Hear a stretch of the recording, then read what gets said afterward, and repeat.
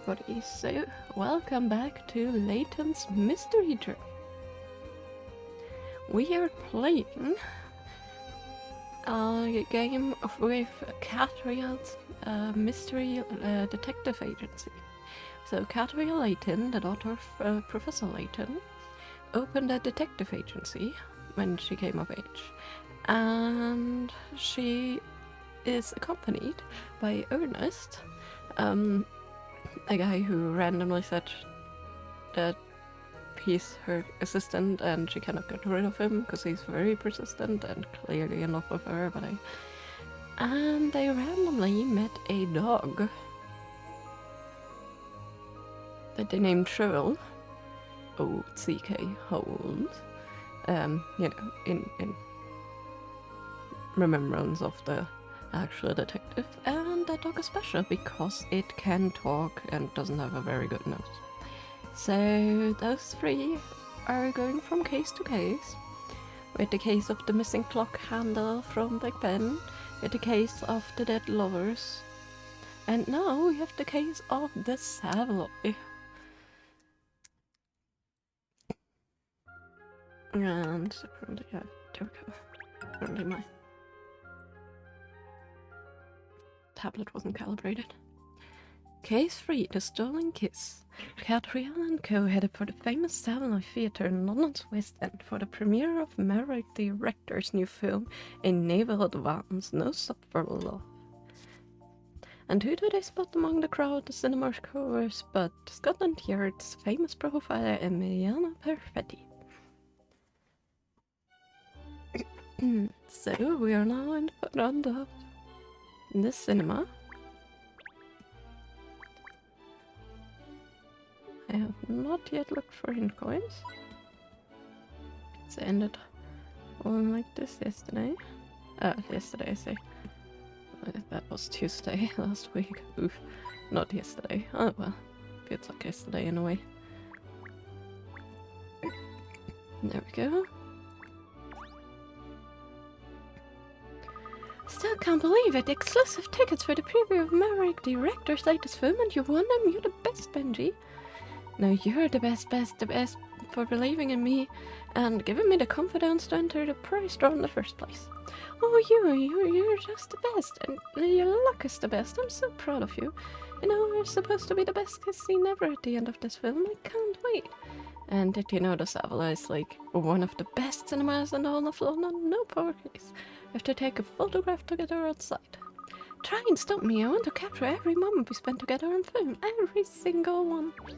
I hope for like a riddle thing, but just some lovely dofty talk. Whatever. Good evening, Amelia. Catriel, what are you doing here? Ernest won tickets to see some lovely doggy film or whatever, so I decided to come along with him. But the question is, what are you doing here, Mariana? Has there been an incident? No. I'm not here on police business. I've come to see the film as well. Oh, I didn't realize you were a filmer. Well, I wouldn't describe myself as a buff exactly, but I do enjoy the change of pace. Profiling all day demands a huge amount of concentration. But the only people here tonight are either involved in the production VIPs or they won the tickets like I did. So I presume that means you entered the prize draw as well, did you?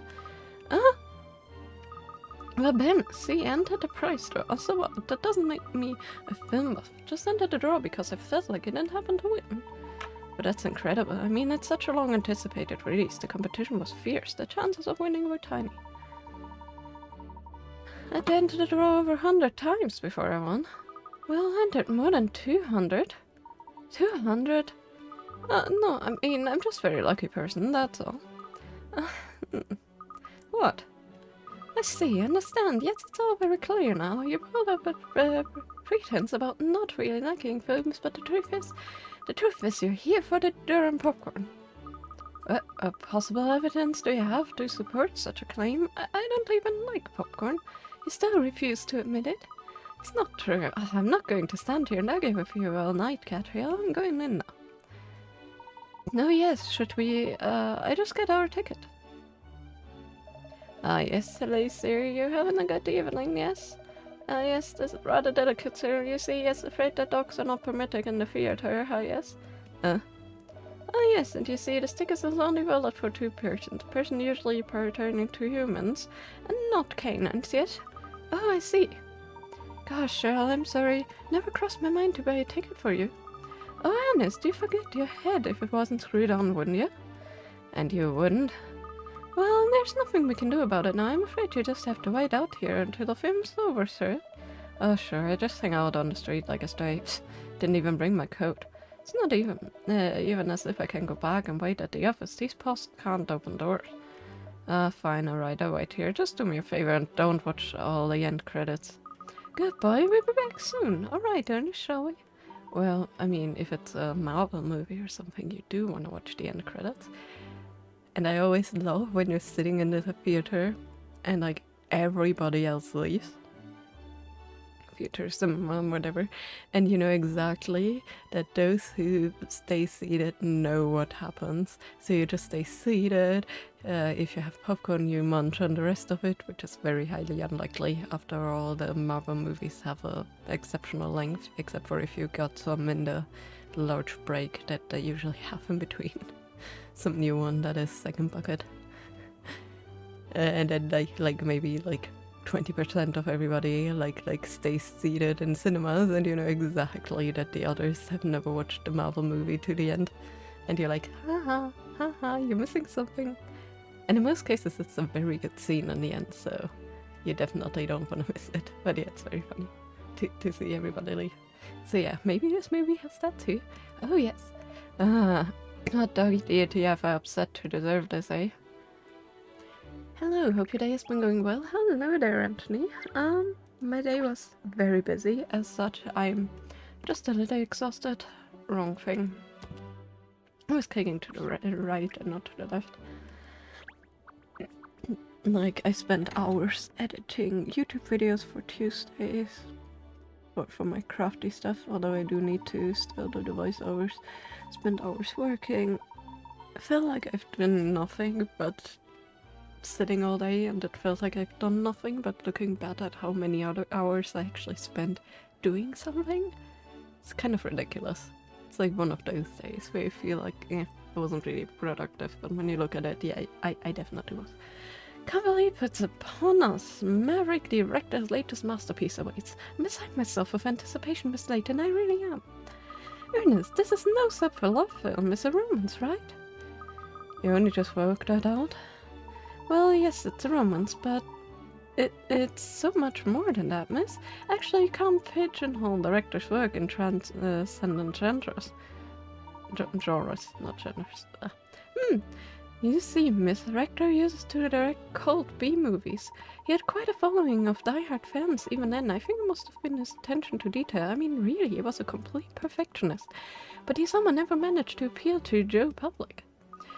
And then about 10 years ago, he started to move around into more mainstream genres, romance stories and so on. That's when he started to become more popular, by appealing to a wider audience. Now he's regarded as one of the greatest directors of our time. His films are always highly anticipated. I must say, I always thought his films were capital. I've been a huge fan ever since his cult B-movie days. My all-time favorite has to be Wallow, the mud-bathing robot hippo, and Mother's post-apocalyptic Earth. That's an interesting title. I see, so you're also a fan of Mr. Rector's films, are you, Liliana? Well, of course, I think he's a fantastic director, but no, I'm more interested in the actors in this film. Oh, you mean Leonardo DiCaprio? The lead? I heard he's even ever so popular with the ladies. Well, he is extremely good looking. And an excellent actor, of course. After all the actor roles he's played, I'm dying to see what he's like in the love story. Mariana, I didn't take you for a lovely Duffy type. How cute.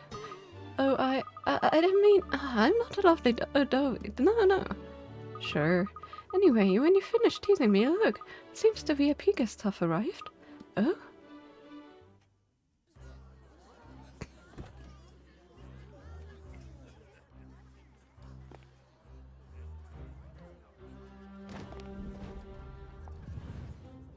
Hey, look! Wow! It's the dragons! Well, London's wealthiest would be at an event like this. The dragons. The Millionaire's Conspiracy. I Every one of them looks very well off. Who are they all? I mean, besides the mayor who we already met. You are very poorly informed, Catriel. Everyone in London knows who they are. They're known as the Dragons, the 7 Dragons of London. 7 Dragons? Yes, some of London's wealthiest residents. Moguls of media, finance, transport. Between them, they really control the city's economy. Although some of them do come from royal families, it's really only the last 10 years that they've become so well known. Oh, not very long then, especially in a historic city like London. True, and of course it's not just people here in London watching now. The whole world's eyes are trained on these 7 multi-millionaires. Well, they certainly do sound very influential. You know one of them already. Ah, yes, Mayor Loanina. So she's one of the 7, isn't she? Oh, we must go and say good day, Miss Layton. Yes, I think there's still time before the film starts. Let's go and say hello.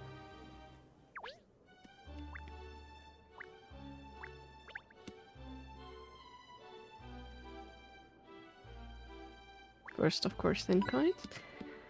Lambs are always good spots. Oh, look.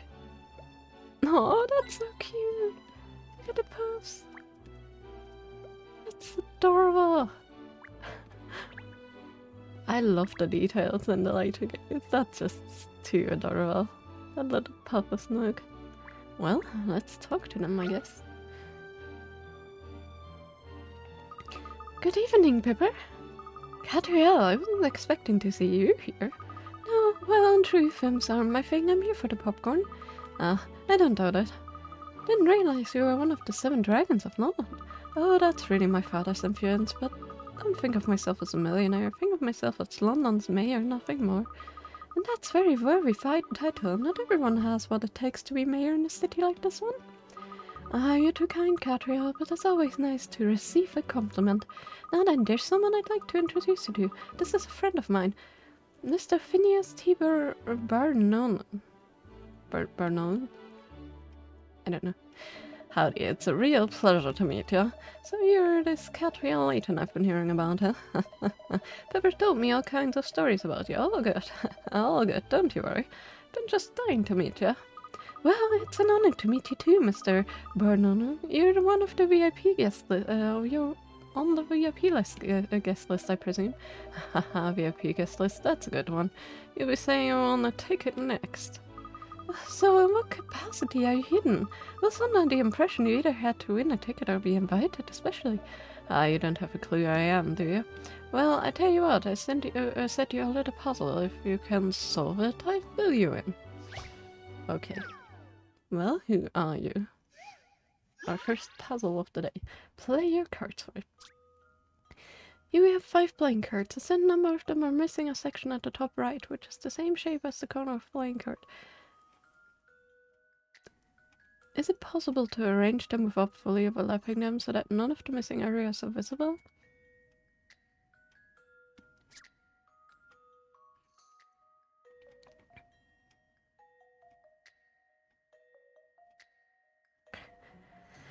Okay, hold on.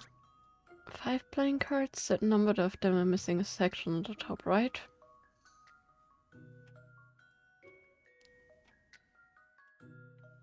Which is the same shape as the corner of a playing card. Eh? Is it possible to arrange them without fully overlapping them so that none of the missing areas are visible? Arrange like that. How many cards with missing pieces should there be?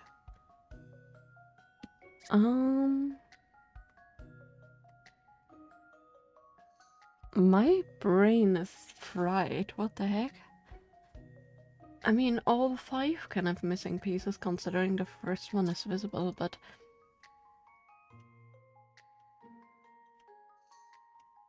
none of the missing various areas are visible, so 4, I guess.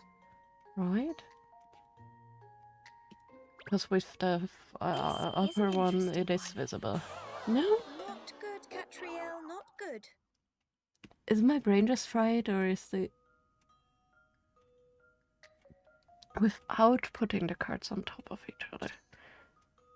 I mean in the hand, or... wait, I thought you arranged them like this.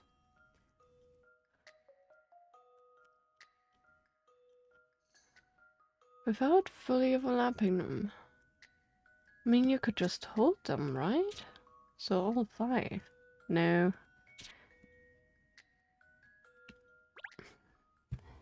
Where's my This brain should do just... it, I think. Any mystery or any puzzle solved. Yeah. Or like maybe in a... Yeah, okay, or like that. It's possible for all 5 cards to... Yeah. It's possible for all 5 cards to have missing sections and be placed so that the sections are not visible. I thought, like...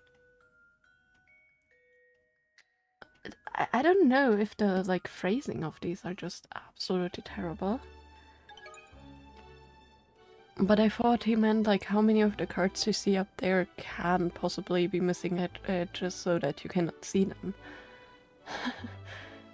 Like, I didn't get the placing them right, but I... They told me you were good at puzzles, and they were right. Sorry, I wasn't trying to test it or nothing. I wanted to see it with my own eyes. See, I'm a big fan of detective work. Well, I hope I didn't disappoint you. On the contrary, so we had a deal, didn't we? Let me tell you about me. I'm the manager of the Savoy, you see? The Savoy being the greatest darn theatre in Western Barno. No. I'm the one who's put on the screening. Oh, you mean you own the Savoy? That's right, now you believe it's like festival plat out the water. Was wondering what kind of girl you were. Now I see, mighty fine. Well, I hope you enjoyed the show. After all, if it tanks, won't make any money out of it, will I? Well, the truth is, I'm really here for the popcorn, not the film. The only durian flavor, you mean? You know, I came up with that myself. You have to keep thinking of new ideas if you want customers to keep coming back, right? Just a pip try it as it happens. Not a cup of tea at all. I see, you're involved in all aspects of the business. How interesting. Well, the popcorn certainly has a unique flavor, perhaps a little too unique. A good example of effort not necessarily producing results. I judged that for myself, I think. Now, where do you get it? It's on sale at the kiosk back there. Show them your coupon and they'll give you a top. Oh, look, that's all Doublé over there by the kiosk here. Madame Doublé, too. You should introduce yourself. Madame Doublé? She another of the 7 dragons? Aha, Gretchen Doublé is a name you'd do well to remember, Miss Layton. Word of advice, never forget the madam. She controls a whopping great empire. Business is stretching right across the globe, you know. Yeah, she practically breathes money. They used to say that the sun would never set on the British Empire. Well, if that metaphor holds any water at all, Madame de Belay would be the sun.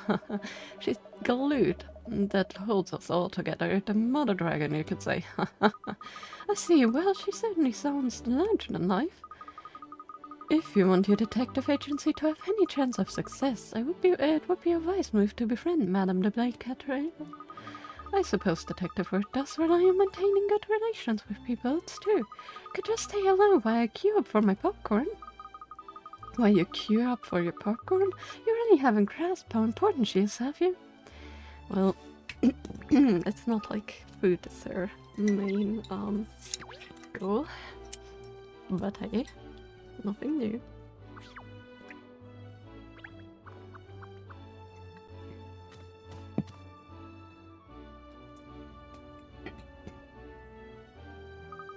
Here we are at last, the kiosk. Time to sample all the new popcorn delight. Oh no! What is the matter?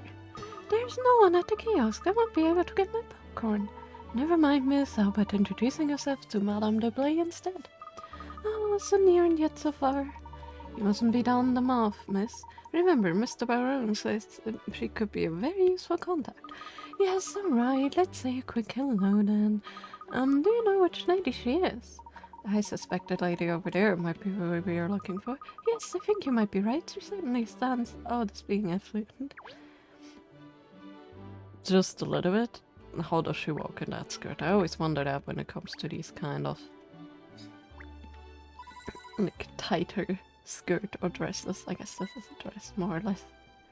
Yeah, I always wondered how people wear those and still walk. Like those mermaid-shaped dresses. Always seemed to me like you would like have to take really tiny steps.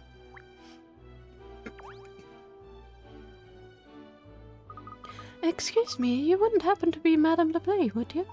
Indeed, I would, and you are? I'm Katerina Layton from the Layton Detective Agency. It's a pleasure to meet you, madam. Oh, the Lady Detective Agency, you say? No, where have I heard that name before? I must be the famous Herschel Layton's daughter, are you? How's the professor? Is he in good health? I think so. You think so? Well, no, I mean, he's very well, yes, thank you. I'll be sure to mention it to him that I met you. Yes, please do. Tell him I should very much like to meet when he's next available. I wish I could. Goodness, it's nearly the time for the show. I promised myself a little tip before it begins. Do excuse me. Well done, Miss Layton. I think you made an impression. I don't know, Ernest. All this knowing with the rich and famous is taking its toll on my nerves. I don't believe it. Over there, look. It's Maverick Director.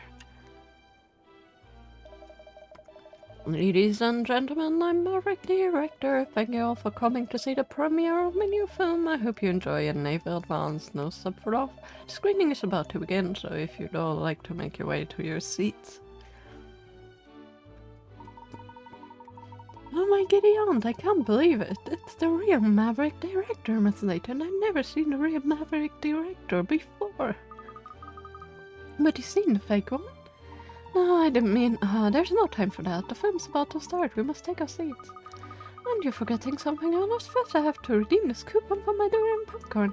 And look, the kiosk attendant has returned. But what if the film starts while you're waiting for it? Everyone else is already inside. Quickly, miss. We must hurry.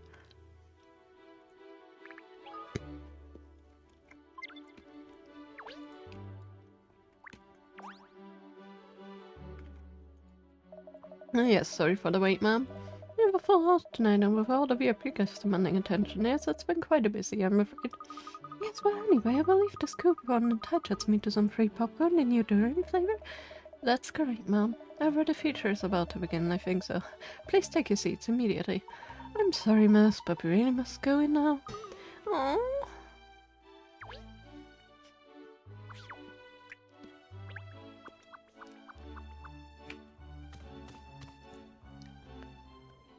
Give a girl her popcorn, come on.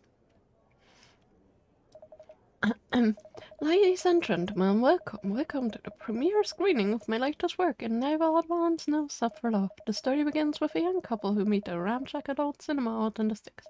The man wants to become a film director, whilst the girl nurses a dream of being an actress as she waits tables in a local cafe. Turn of events sees the pair on a luxury cruise ship together, and they fall more and more in love as time goes on. But then something terrible happens. The ship, a relic from ancient civilization, starts sinking into the sea. The situation is desperate. There seems to be no way out. The couple are doing everything they can to survive. Well, I think I better stop here. Don't want to spare your enjoyment of the story after all. I just finished by saying that this film is the culmination of years of work and marks. I believe the pinnacle of my career. I'm sure you're all going to love it. Of course, it would never have been possible without the support of so many people. The fantastic actors, the cameramen, women, the sound crew, my assistant, the artistic directors, the editing staff, and about all, my wife has been a constant source of encouragement and never stops believing in me. I'd like to say an enormous thank you once again to everyone involved in the production. Hello? Okay. So without further ado, I present to you Naval Advance No Suffer Off. That was weird, that was laggy. Now we get a film scene.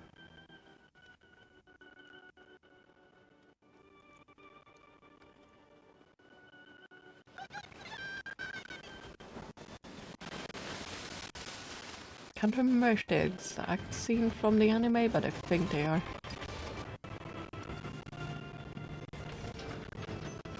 Typical Professor Layton, steampunk tech-esque stuff.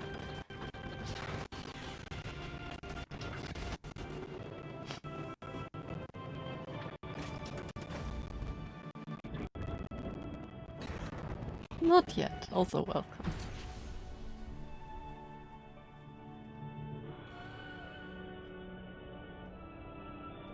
And now they're casually stranded on top of a ginormous submarine.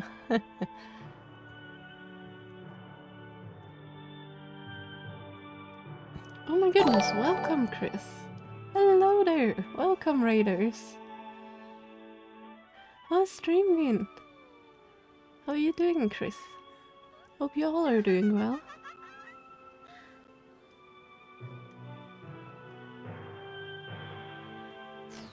And that didn't end with a cutscene, like promised. So, welcome in, Raiders. Sorry, that was mid-cutscene. I'm Layton, or Vivi, for those of you who don't know. I'm a variety gaming and crafting streamer. We are currently playing Professor Layton, or Catria Layton's mystery journey. So we're playing a couple little riddle cases, basically. Ended a little early because you're not feeling great, but I hope you're doing well. Oh, I'm sorry to hear that. Hope you can get some rest and something and start feeling better.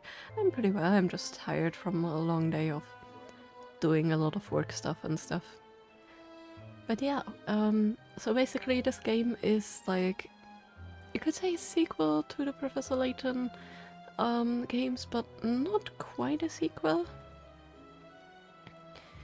Because it's more like the game to a series they brought out.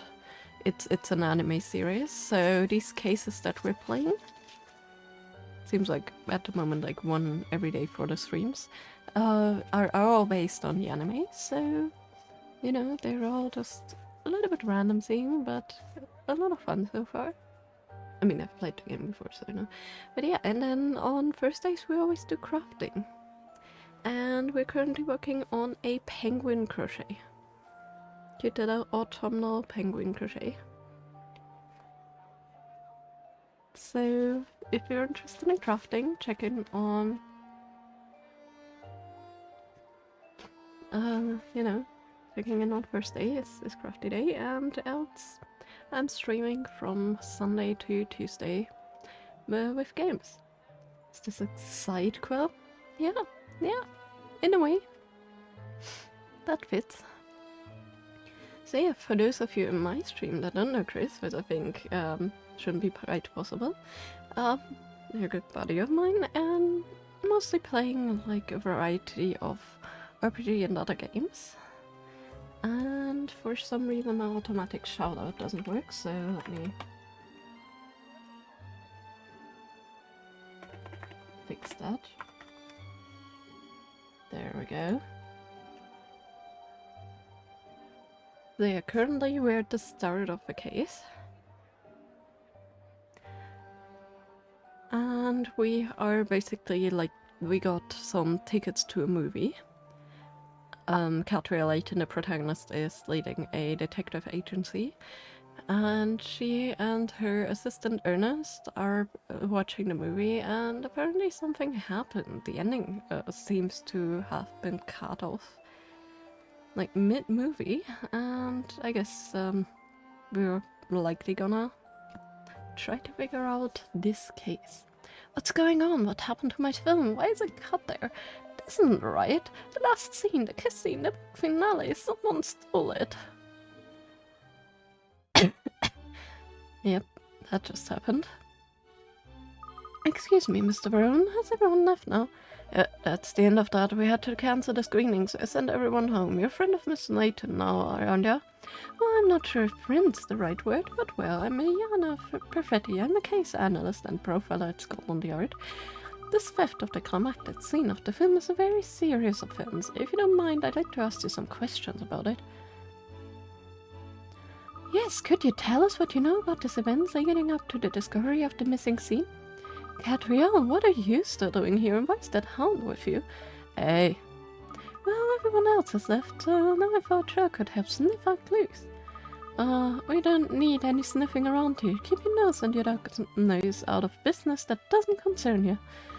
But it does concern us. Mr. Barone personally requested that I stay and help. Huh. You bet I did. Talk about luck, having a Scotland Yard officer in the private eye on side. Anyway, I'd like to ask both of you to help figure out what happened here. Who the heck cut a kiss scene out of the film, huh? If anyone can solve this case, it's the woman who figured out that the Riverside Festival is shenanigans. Isn't that right, Catria? You take on the case, won't you? Well, I couldn't very well turn you down after that glowing praise, could I? Of course I take on the case. Any mystery solved, that's my motto. Mr. Barone, please, I'm more than capable of handling this case. Leave it to the experts at Scotland Yard. Now, I'm not saying I don't think you're a talented detective as well, Miss Perfetti, but a little competition should make you both work harder. Well, Bene, you soon see that I pinpoint the truth much more quickly than this so-called detective. Ah, that's the spirit. Good luck to both of you. Well, don't just stand around there chatting to me. You better be running along to get a statement from old director, and ya. Where is he now, do you know? Sure do, he's right over there, still totally dumbfounded, poor guy. Put his heart and soul into that final kiss scene. It's kind of hard to understand why anyone would have done this, I must admit. So that's for you two ladies to figure out, isn't it?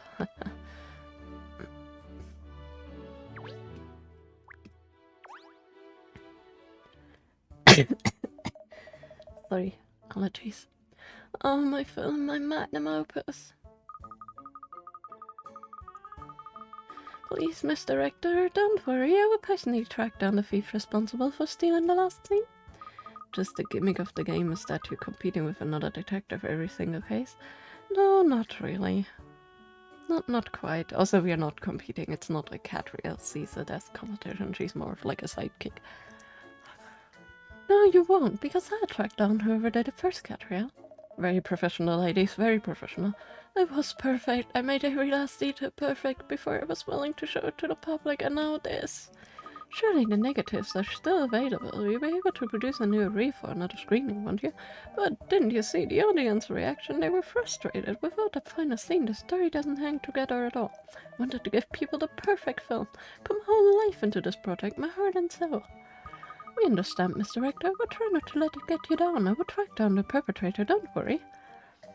Don't let it get me down. Are you mad? This is a disaster. A blow like this is just like the official release. It's the death knell for all films. And just when I thought I made it to the big time, when I got with the top studios, oh no, it's back trying to make ends meet again. What am I going to tell my crew? I thought I'd finally be able to pay them what they do. This is terrible. Please try to calm down. Now tell me, you have any suspicions at all about who could be responsible? Responsible for this desecration of my work? Obviously someone who doesn't like my films. So you're competing to create Detective Show then?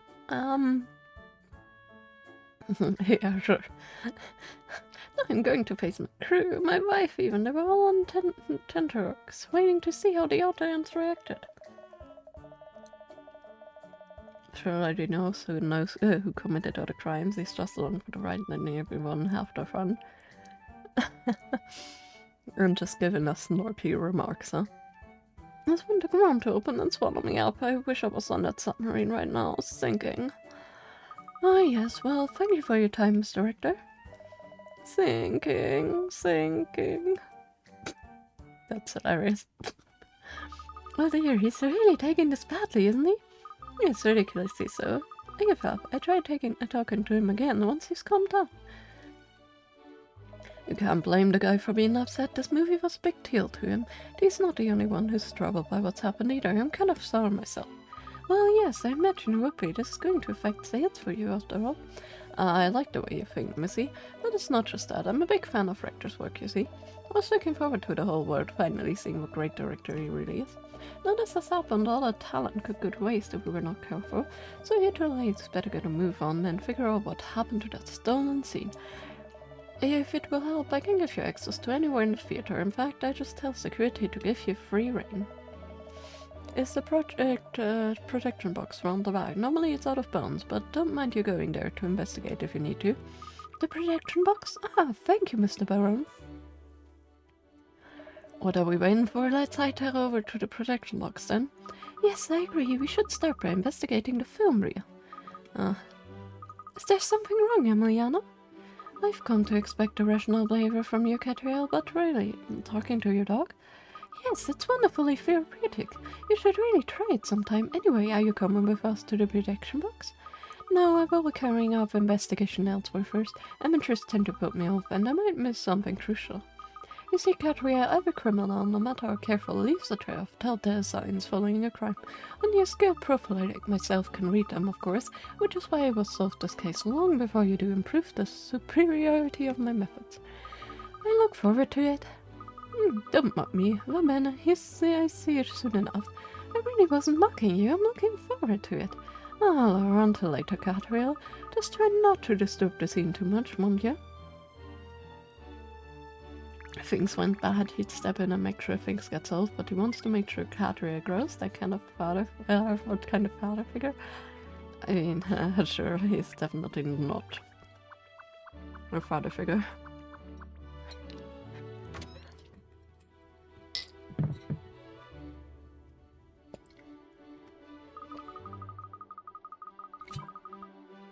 So this is what the inside of a protection box looks like, with a lot of machinery.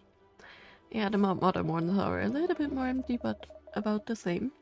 Our cinema for the longest time actually ran those. And we actually, like, you get to visit the back sides of the cinema and take a tour when you, like a friend of mine when he was younger, on his birthday, we went to the cinema, and they gave us all snippets of the movies. I don't have mine anymore because I gave it to him when he lost his, where we were playing like he had birthday in winter, and there was always like a little ice sledding thing, a ring and things like that, and he lost his doing that, so I gave him mine snippet. It was a snippet of Ice Age. It was a lot of fun. No, absolutely not. Absolutely not, Electronic. Excuse me, authorized personnel only in here. Please, I have to ask you today. I wonder what this machine does. Stop, don't touch Albertina. Albertina? Yes, Albertina. She's brand new. If you touch her, you could put her totally out of alignment. She's very cranky. Not like old Rosalind next to her there. She's much better behaved, bulletproof she is. Albertina's delicate. Uh-oh, Wackoler does not just named all his equipment. Albertina and Rosalind, what lovely names you come up with up for your machines. Don't touch, please. I'm going to have to insist that you leave now. It's all right, Mr. Brown gave us permission to investigate in here. Investigate? Sorry, I should have introduced myself. I'm Catriel Layton of the Layton Detective Agency. These are my assistant, Ernest and Shirl. We are investigating the disappearance of the final scene of No Subflow. Would you mind telling us who you are? Presume you're a member of the technical staff here at the theater. Oh yes, I'm Seymour Frames. I'm the Civil Lines Protectionist. I see, and what do you do? Well, Mr. Protectionist is responsible for setting up the film and controlling the equipment during screenings. Must say it sounds like a rather spiffing job. Just think of all the films you get to see. And like 20 times over. Don't make light of it. Being the Protectionist carries huge responsibility and demands incredible attention to detail. Have to keep a constant eye on the running of the film, fine-tune all the machines, and make sure the projection is exactly the correct position at all times. There's never any downtime in my job. I just plot all the motor go-tos and make sure I'm ready for the real car changeovers as well. Golly, sounds awfully complicated. It is, but wouldn't have any other job. I'm happier, surrounded by my machines, but people always think it's a doddle, and it's not. Sounds like he's more interested in the machines than the films they're showing. Yes, I think we need to ask this Mr. Frames some 3 more questions.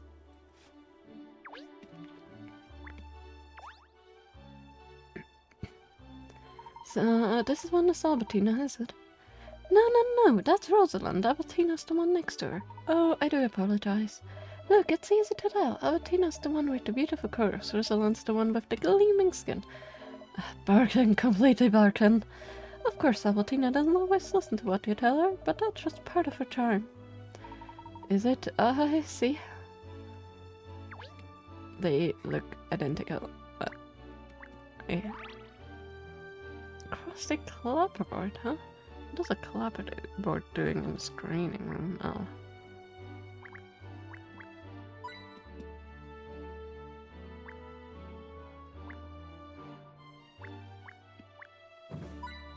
Another incline. One part of machine polish, like kind of a shopping list, and we have some editing desk stuff, and we have a burb. Look at this burb. Oh, Miss Layton, there's a bird in this cage. It's a minor bird, I think. I thought it was a raven at first. Raven out like someone else in the room. Menage the talking birds, aren't they? Yes, that's right. I bet he can say all kinds of things, can't he, Mr. Frames? Yeah, I talked to Mayor quite a few words. Why don't you introduce yourself, Mayor? Come on, say hello. Hello, I'm the Mayor, Mayor Minor. He really does talk. So what minor birds do, ducks on the other end, now that's something special. Would you mind if we try to get him to say something? Sure, go ahead. He's pretty sharp. He'd probably talk for you.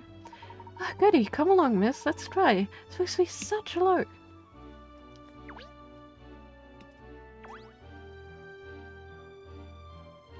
Hello, how are you? How are you? He's very polite, isn't he? Sure, why don't you try talking to him? Perhaps you'll be able to understand each other. Can you speak Swahili? Just because you're human, I only speak dog, alright? Not bird. Really? You never told me that before? You've never told me if you can't speak Swahili. Point is, so far I've only met a few humans who can understand what I'm saying. Maybe there are some birds and cats out there who will understand me as well. But I've never met any of them if there are. I didn't realize there were all these limitations on what you can and can't do. What a disappointment. I mean, he's not Luke. Okay, the guy that really could speak to all animals. Oh sure, I'm such a disappointment because I'm talking, but dog is so mundane. Oh well, I suppose I just have to try to communicate with the bird myself. So Mayor, did you see the film thief? Saw the thief, saw the thief. Jeepers, really, who did it? Who did it? Who did it? Yes, who did it? You did it, you did it. Of course, I didn't do it. You didn't do it, didn't do it. Who's Pretty Wally then? Who's the Pretty Wally then? She even tells jokes, amazing. Yes, side splitting. I told you the Mayor's very sharp, but Junior's pretty. Alright then, Mayor, if you're so sharp, you'll understand when I explain. What will I do to you if you make fun of me again? Call the RSB. And Miss Layton, he's only a bird, remember? I know he talks like a human, but we really can't treat him like one. Mayor hunger, popcorn. Sorry, Mayor, I'm all out of popcorn now. Oh yes, of course. What is it, miss? Have you cracked it? Have you seen the heart of the case already? No, it's far more important than that. Oh, really? I forgot all about the new durian popcorn I wanted to try. I knew it.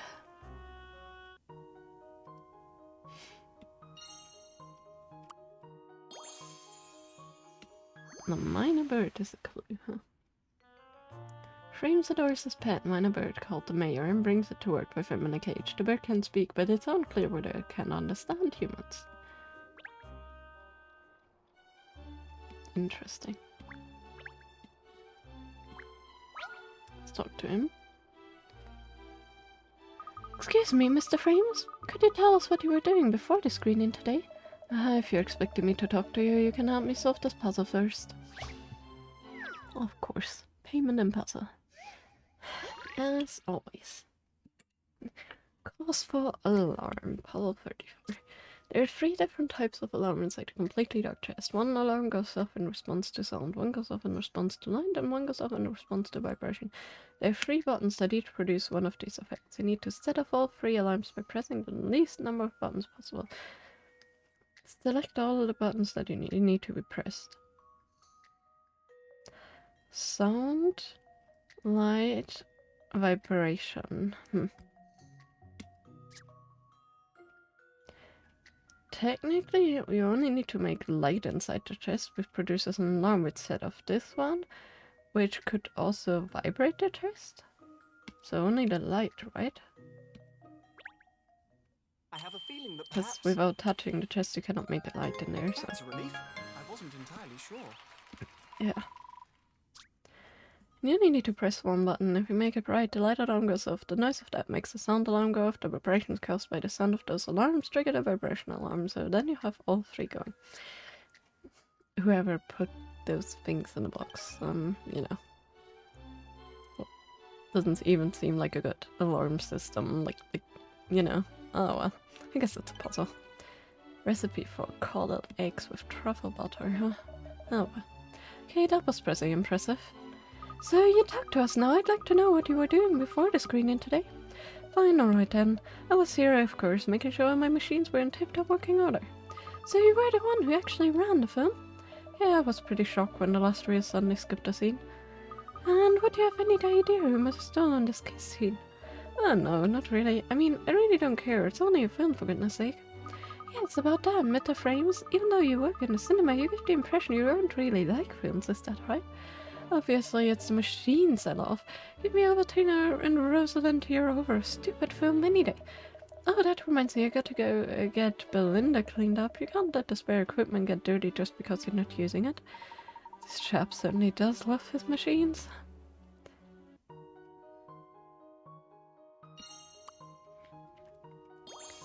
He's a machine freak. Yeah, so he have no clue what happened, huh? Well, I think that concludes our investigation of the protection box. And other than the machine's mad seam or frames and this pet minor bird, nothing seems to stand out as being unusual. Yes. Gosh, you certainly seem to be deep in thought, miss. Are you figuring out all with those little grey cells of yours, Inspector Hastings calls them? Got it, I know exactly where we need to head to next.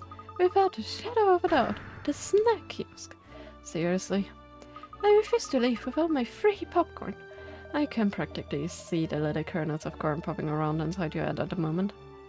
Yes, we have to focus on the case. The head of the great Layton detective agency, with all its proud history and tradition, can't be distracted by such things. What history and tradition? Cass only just set a place up. Well, alright, but it will have a proud history and tradition in the future, if we can just get our heads off popcorn. A long way in the future. As it stands, we have no leads at all. I think we should investigate another part of the theater. The pup's got a point. Snooping before snacks, come on. Well, if the two of you don't want to come with me, I go on my own. Like a dog with a bone, as usual. Let's turn our attention back into the case. Presumably there's an editor here as well. When do you think we should see if we can interview him or here? Quick thinking, go fast, pinch wife. So how do we go about finding the editor? Well, I suppose we could ask Mr. Frames. Pardon me, Mr. Frames. We'd like to talk to whoever was in charge of editing the premiere. You mean editor? He's the editing technician. Editor, huh? Love the names. Rector's famous editing assistant? Yeah, he's the one most senior members of Rector's crew. He was here for the screening today. Well, given that it's an editor's job to cut and splice the films, I think we should speak with him. He may well know something about the missing kiss scene. Where can we find him? Good question. I don't know where he disappears to after the screening. Perhaps he's still in the theater. Let's go and ask around if anyone's seen him, miss. Alright, as soon as I've got my popcorn, we're going on for Mr. Tor. Let it go, coward. Maybe it will be quicker in the long run if you just go to the snack kiosk now and get it out of the way. Very well, miss, you win. Let's head for the kiosk. To be fair, so far, even though she has had to grab a lot of snacks, she did solve the cases, so, you know. Let her have a snack if her brain works with that. There's still one or two people about, even though most people have left now. Never mind that, it's popcorn time. Now I just need to give the coupon earnest test to the member of staff at the kiosk, and the jury in the light will be mine. Obsessed, you're obsessed. Well, the popcorn machine is empty now, so...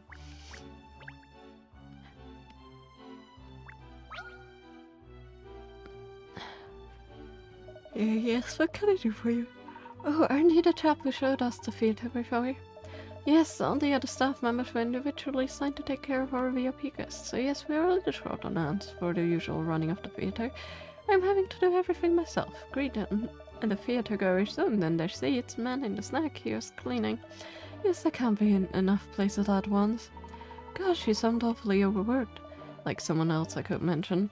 Answering the phone, making tea, cleaning the office, helping with some guest deviations. Sounds familiar, Pinstripes. Oh, I don't mind. Very proud to be able to help such an esteemed detective as Miss Layton. You are?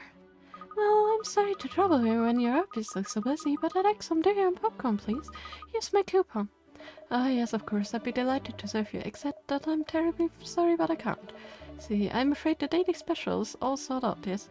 I knew I should have come earlier. It was always going to go quickly. Such a knockout flavor. Oh yeah? Anyone could have predicted that. However, yes, I do have something else I could offer you instead. A puzzle. That's not gonna fill your stomach, isn't it?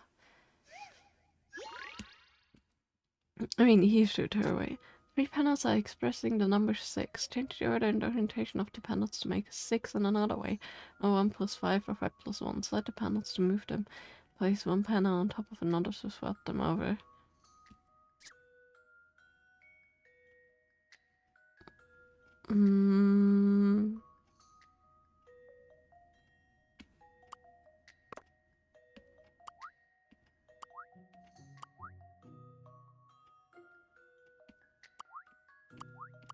Oh, I see. How about that? A good puzzle is something you have to chew over. They do call me Sherlock Holmes for nothing. Cute.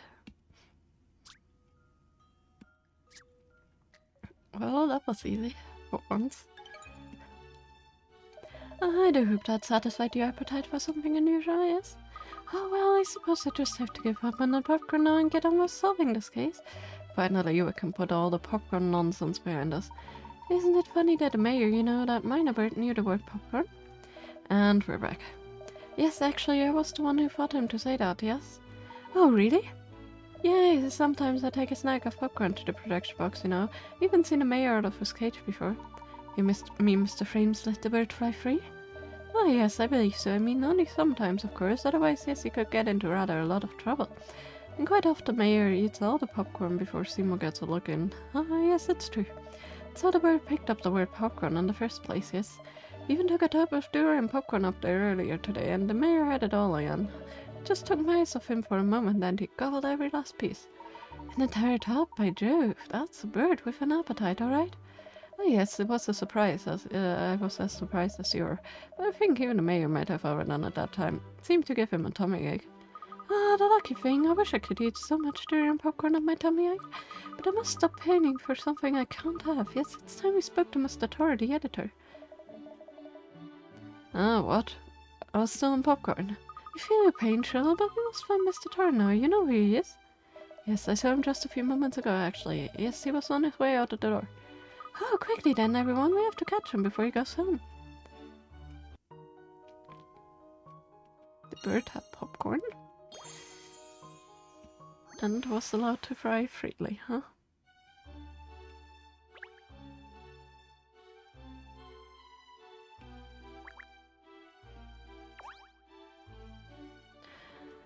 Oh, you're still here, are you? May I ask what you're still doing here, madam? Are you going to go home now that screening has been cancelled? Goodness me, no, not before you finish my popcorn at least. That rich buttery aroma and the deep invasive scent of durian that wafts up from deep inside the tub sound delicious from all over the world, but even I find myself taken aback by this culinary masterstroke. A deep invasive scent, really? Oh, I knew it would be amazing. I have to try it. I'm just checking if they actually have a quest or riddles.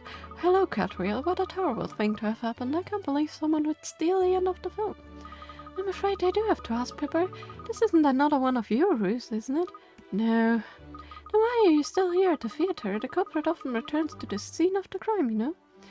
No, I felt my duty as mayor to see if there was anything I could do to help smooth things over after all the hula-baloo before. Ah, but we already know what you enjoy in a good hula-baloo, don't we? Like the hula-baloo of a festival, for example. No. What does... I mean, I can imagine what it means, but I want to know the actual translation, if there's even a translation. Let me check that. My daily English.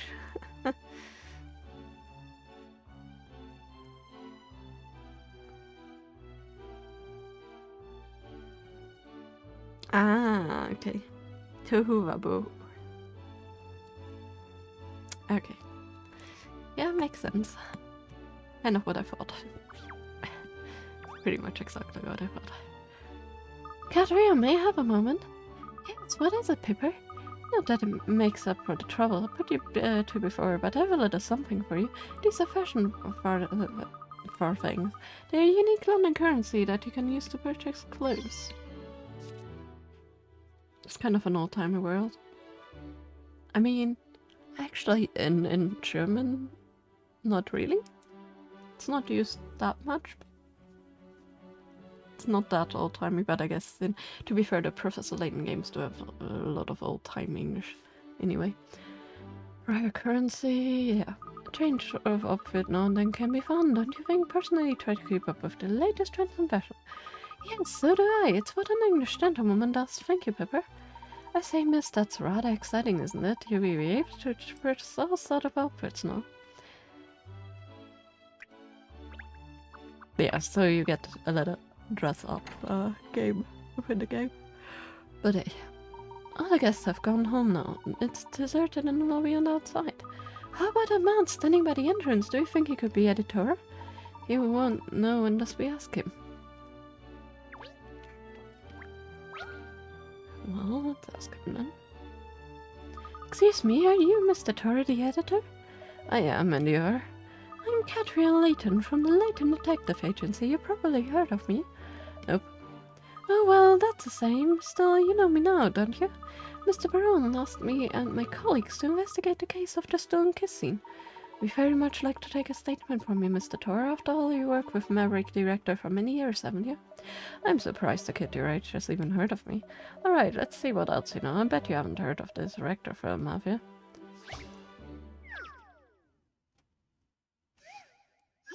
"37 Tales of the Unexpected. There's been an incident at a farm where off the coast have disappeared. According to a witness, an UFO struck them all up and some sucked them all up, not struck them all up. Some aliens came out. Why is anybody guessing? But now you need to place an alien in each of the spaces where there's currently a cow. Touch a cow to suck it up into the UFO and swap it with an alien, and vice versa. I mean...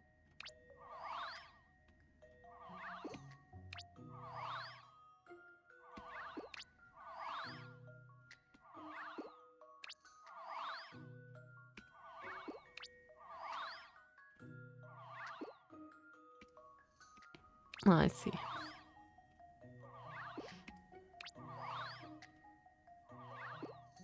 Okay.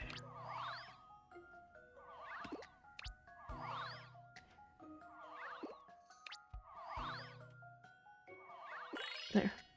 Well, the German translation I would imagine is a rough translation and not a literal one. More common way to say Hulubu would be like commotion or something. So Tohu Wabohu is literally also meaning a commotion or a chaos. Basically. Like it's let me try to see if there's a different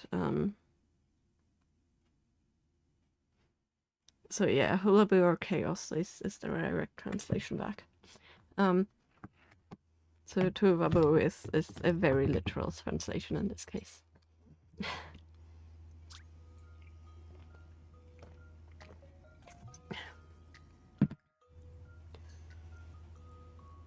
You did it. Looks like the alien just came to have some fun.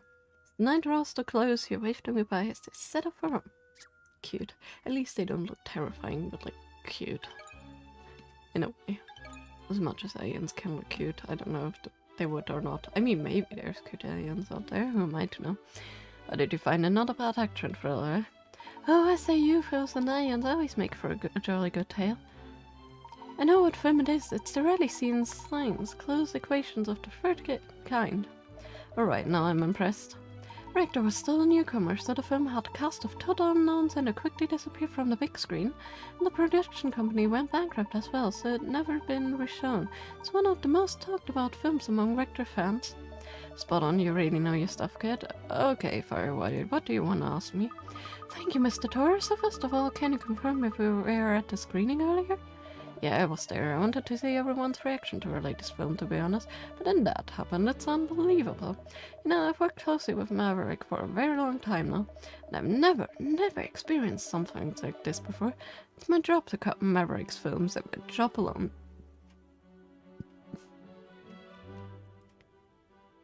Yeah, no, yeah, Tuvabu is also slang. So, we actually, for once, have a practically direct translation between an English word to a German word. They both mean the same, both are probably used not that much anymore. Or more or less that's the saying from people that know it. So, I think they're pretty much equivalent in both languages, but yeah. To be fair, there's a lot of words in Layton games that are more fancified or like sayings that are more niche. I guess for especially if you're a non-native, that like, you know, we've learned over the years playing these games in English that like I've learned before. And I never experienced something like this before. It's my job to cut Maverick films, and my job alone. Can I ask where you were immediately before the screening today, Mr. Thor? I was with Maverick. We were checking over the film together. Needless to say, there was nothing wrong then, other than us arguing again. Arguing? What about? Well, you probably don't know, but Maverick's films used to be a lot more fringe, a lot more edgy. It's the kind of work that attracted me to Maverick's direction in the first place, and I've struck with him ever since. But in recent years, he's gone for the popular route. He's been shooting the kind of overly sentimental draws that the public seem to land up. The final scene in his latest films, well, never sat right with me from the start, but Maverick wouldn't listen to me, would he? Not when we were shooting or when we were editing. So when we were checking over the film earlier today, I finally told him that the scene wasn't true to his style, that he'd sold out. So the two of you quarreled? Yeah, but that's just part of the course. Directors and editors always argue, always have, always will. Making films sounds like a tricky business. But let me make one thing clear, just because we argue doesn't mean I do something like that and disappoint all those poor people. I see, well, thank you, Mr. Thor. No problem, you catch whoever did this, alright? I want to know who was responsible. Well, I think we've spoken to everyone now. Unsurprisingly, no one stands out as being the guilty party in this stage. Maybe it wasn't an inside job. Perhaps we should start thinking along different lines. No, I don't think so. I'm still not sure exactly when the scene was cut from the film. One thing seems fairly clear. Wouldn't have been easy for an outsider to gain access to the film reels in the time window we're looking at. Not to mention the fact that only randomly selected guests and VIPs were allowed entry to the theater all of today. Ah yes, everyone was carefully checked at the door, weren't they? It certainly wouldn't have been easy for anyone else to slip in. Both Rector and Tori said there was nothing wrong with the film when they checked it just before the screening.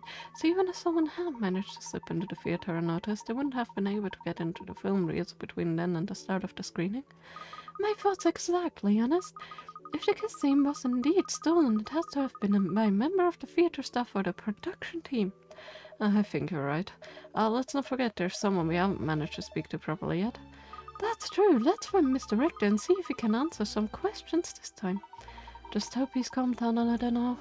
Yeah, so do I. I wonder if he's still in the lobby.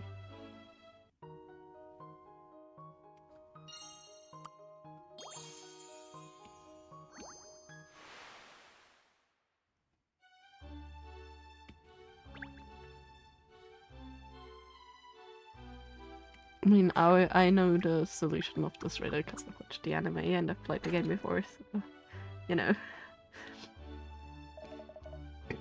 I'm not gonna try to spell it though. No director.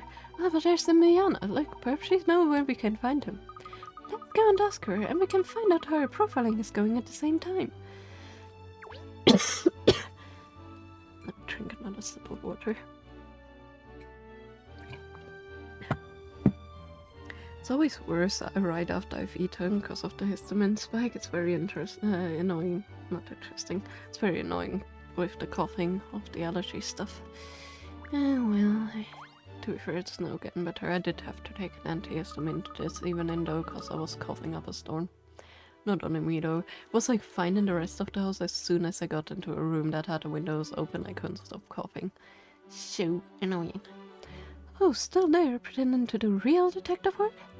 If I were that good at pretending, I could pretend to like you. So how are you getting on?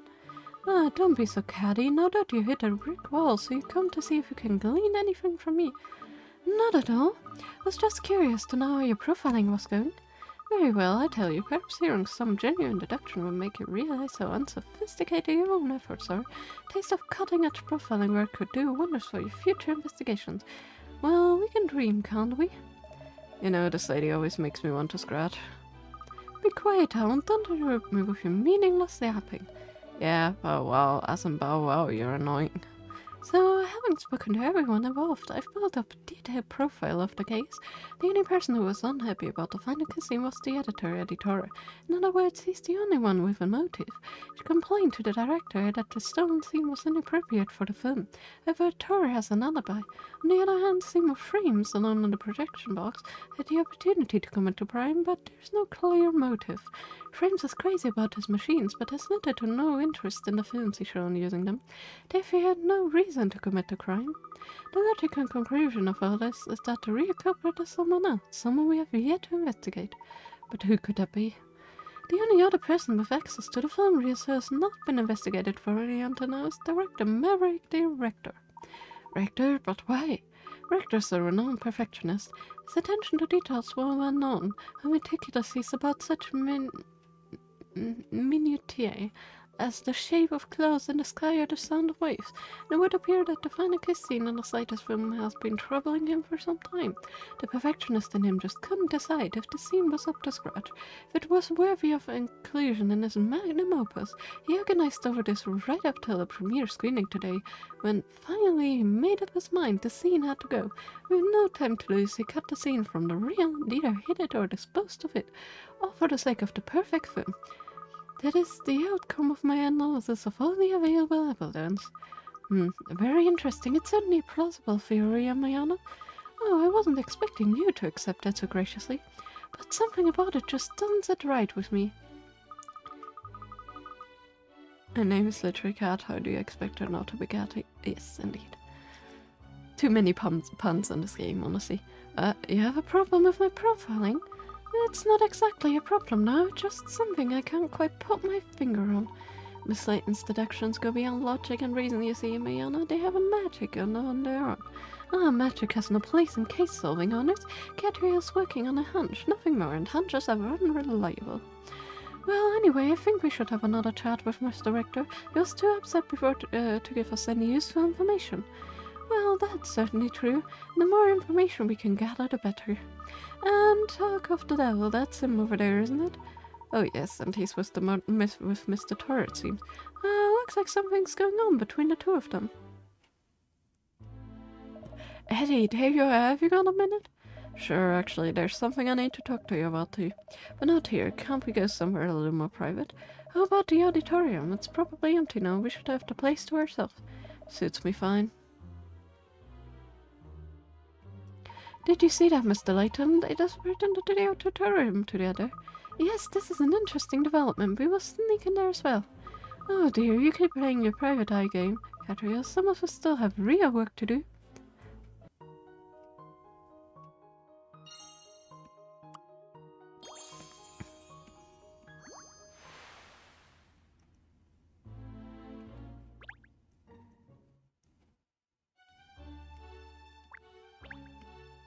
Oh, let's go.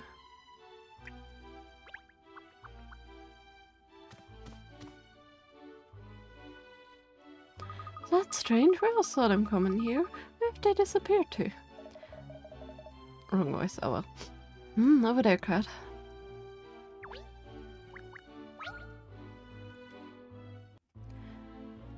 Alright then, Eddie, why don't you just admit it? You're the one who cut that scene, aren't you? You never liked it. You had a problem with it from the first day of shooting. Yeah, and you knew that, but you refused to cut it yourself, you stubborn old fool. Who's the director, eh? Me, I am. As I say, scene stays in, it stays in, or did I misunderstand the meaning of director somewhere? Got a problem with the way you make decisions, then this partnership of ours is over as of now. It's over, you say, you Maverick. You've done it now. Please, let's all calm down and try to talk about this rationally. Oh, where did you spring from, Miss Layton? Never mind then now, just take some deep breaths and calm yourself down. Breathe in and out some more. And a little bit more, that's it. Keep... Are you trying to kill me? Of course not, I'm a detective. I much prefer investigating murders to committing them. Anyways, it's clear that you do have some unresolved issues. Oh, you've overheard that, did you? We were just letting off steam about the film, that's all. It seems like a little more than that. The end of your partnership together? It's none at all thinks he's got a good gift to romance films these days. but a god's gift to romance films these days. But his love scenes have always been total disaster. It's only my editing that saved them all these years. Thanks to me that he produced so many hits. But does that mean anything to him now? Not a jot. Well, he might have chosen to forget, but mark my words, I haven't forgotten. Oh? So he's not that good. Sun is setting at the beach, the perfect backdrop for a sweet kiss with the girl on the hood. Use the 3 of the 6 symbols on the frame on the left to represent kiss in the frame on the right. Slide the symbols to move them, touch them, rotate them. You cannot upper left them. Well... How many?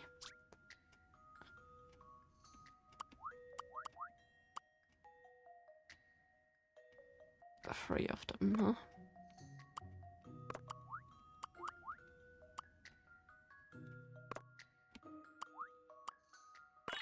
About that. Kiss mouth. I've seen how to solve this now.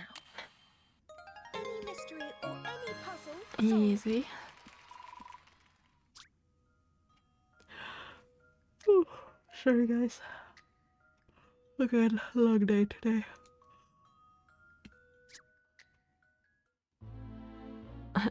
That was an interesting picture. Well, I didn't think you'd solve that one. That's had me struck for decades. There's no puzzle that can't be solved with some calm and considerate thinking. Mr. Tor, if you calm down a bit now, perhaps? Calm down? Are you being funny?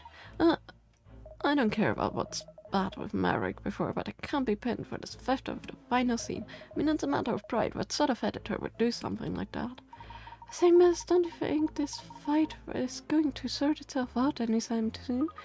Oh, well, never mind. It's rather fun to watch, shall we? Great idea, Cat. Let's just forget about the case and watch the 2 prime suspects argue instead. Don't be snide, Shell. If we listen in, they might add something snip that gives us the lead. Sneaky cat, you're one sneaky cat. Right, that's more important to you than honoring the decision made by the director, cutting scenes you were never asked to cut. For the last time, I did not steal that kiss scene, and you know that I could never cut a film unless you gave me the go-ahead. But it's a secret you didn't like the scene. You always had a problem with it. Come on, admit it. Yeah, I had a problem accepting that the great Maverick director could be happy to end one of his greatest films with a scene like that. Why didn't you admit it? You never really got on with that scene either, did you? Yes, I did. I was perfectly happy with it. So you're willing to compromise on quality these days, are you? You make me sick, Maverick. But you know what makes me more sick? The fact that someone other than me cut one of your films. Alright then, Eddie, if it wasn't you, then who was it? Tell me that. If you ask me, it was you. Listen to your conscience before you'd go corrupted by fame. How dare you? Back in the old days, you wouldn't have stopped shooting until you got a scene you were 100% happy with. But now, well, those days are gone. Yes, the days when my films made no money. Looks as I've changed my directing style. It's for you and the rest of the crew. And we're grateful for that. We all appreciate actually getting paid, don't get me wrong. But doesn't mean you have to make such huge compromises to the production. Doesn't mean you can't be true to yourself anymore. Look, I know I said your love scenes were rubbish, but the truth is you have shot some good stuff in the past, haven't you? Maybe, but that's a long time ago now. Anyway, Eddie, being too idealistic doesn't pay the bills, does it? That's the bottom line. Fine. If I say it's your take on it, there's nothing more to say. Goodbye, Maverick. Yikes, that didn't end well, did it? Mr. Torres walked out. This could be your chance to get some important information out of Miss Director. Come on, Ernest, and you shall. Miss Director, I'd like to ask you a few more questions, if you don't mind. I'm really not in the mood at the moment, but alright, if I help you get this whole thing cleared up quickly. There was a rather heated argument you and Mr. Torres had. Are such disagreements between the two of you regular occurrence? Eddie and I have been a team for a very long time, since long before I made it, so we had more than a few fights over the years, yes? Back in the early days we used to have blazing rows about production issues, so it's never gone this far before. We never talked about going our separate ways. Yes, well, one word asks another, as they say. If you say things you didn't mean, sure an apology will go a long... I am sure an apology will go a long way to fixing things, and I can't read. Wow. As always. With Eddie, I'm not so sure. I heard that you used to make films that were a lot less mainstream, with more fringe appeal. Is that right? That's going back a bit now. Anyways, it wasn't like I was trying to shoot French films, just how it worked out. That's how people took my material. It wasn't for everyone, but Eddie really liked my old work, and now that I'm making films more people actually want to watch, he's not happy about it. You know, he was always pressing me not to include that last scene in No Subtle Love, right from the start. Yes, he told me, he said he didn't believe it was true to your style. Not true to my style, huh? That makes it all sound so simple. Truth is, I don't even know what my style is anymore. Just typical of Eddie, though. He never had any hesitation in telling me what's wrong with my films. Sometimes it makes me so mad, but I have to admit, he's usually right. Oh, who am I kidding? He's right this time, too. You mean about the stolen scene? I just wanted to be real. I wanted to shoot a kiss that looked like it was genuine from the heart, not just two actors playing their parts. But somehow I couldn't get it right. The old days I wouldn't have given up. I just kept shooting and shooting until I got the results I wanted. Why didn't you do that this time then? You're young, I wouldn't expect you to understand. The fact is, as you get older, you lose that drive you had in your youth. No, you're quite right. It's not something I can relate to. It sounds rather sad, to be honest. So you're telling us that Mr. Tor couldn't accept the scene you shot? Did he cut it from the film without your permission? Yes, that's his job after all, cutting film, and he's very good at it. Can't really say I blame him. It's all my fault. Might seem like a strange request after everything's happened, Miss Layton, but could you try to keep this quiet? Eddie did it for my benefit at the end of the day. I'm afraid that won't be possible. What? But if this comes out, Eddie's career's over. It's really worth destroying the man just for some sense of obligation and to uphold justice. That's not the reason at all. It's because Mr. Dory didn't do it. You see, the fact is, you are his alibi, Mr. Richter. Exactly, you and Mr. Tor were together at all times until the start of the screen, weren't you? When you checked over the film reels together, you found no problems. So if Mr. Tor was never out of your sight after that time, then however much he disagreed with the inclusion of that scene, he had no opportunity to get it. I suppose that's true. Someone else still then, well, that's wonderful. Miss Layton? Oh, sorry, good. Looks like I have all the evidence I need now. Oh?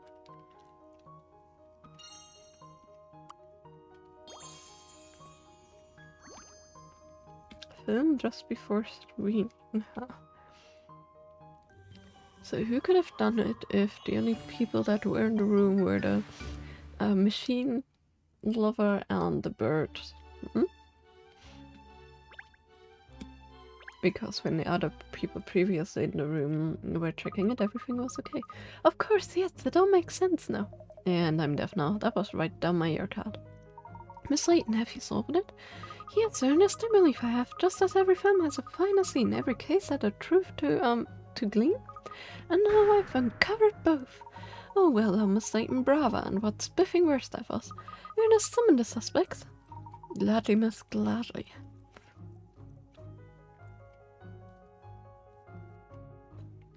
Thank you all for coming, everyone.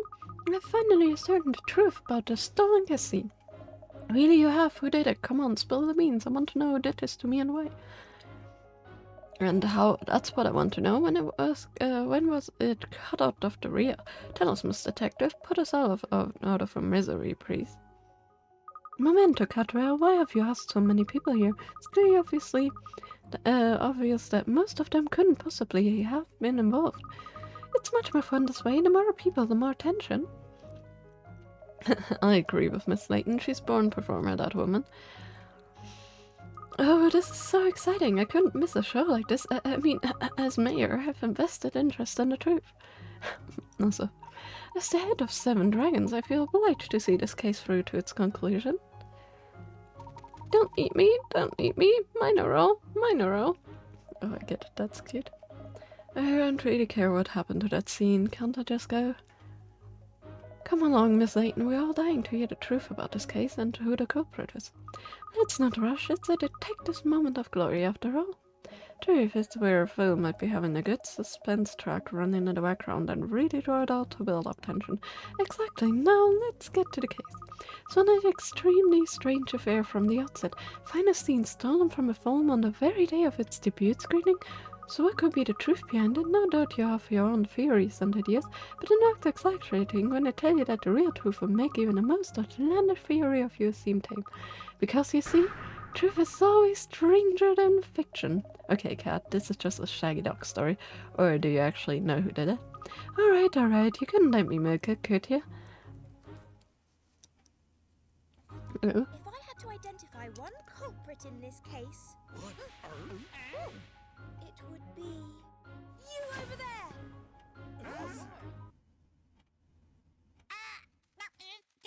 Didn't do it. Uh-huh. Major minor. When the reels were being switched during the screening, you did a major minor poo on the film. A poo? And his poo hit the all-important kiss scene. Is that it?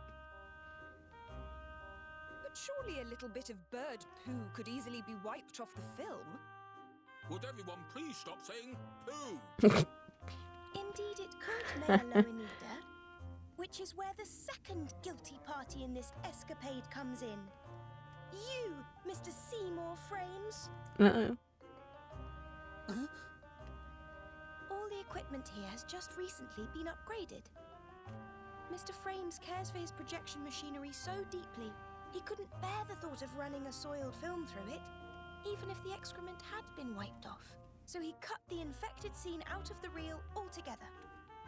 So it's his doing then? Uh-oh. Yes, but with the Major resolutely denying everything, it's going to be hard to make it stick. Oh, poo. Now you said it too.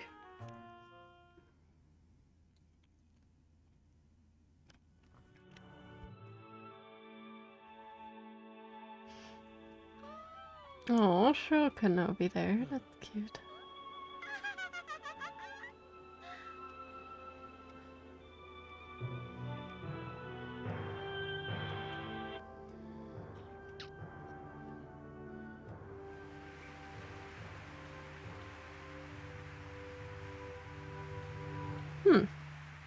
What a weird cut. Great film. I loved it. Where did that kiss scene come from? Apparently, Mr. Rector. He cut in an old scene of his own to replace the missing one.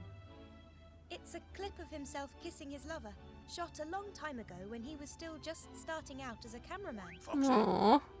Cute. Secretly, it was supposed to be a film about his own love affair. So the clothes and everything match the style of the other scenes perfectly. That's how he integrated it so seamlessly. You've got to hand it to the old dog. It's a very moving scene. Yes, because it's full of genuine emotion.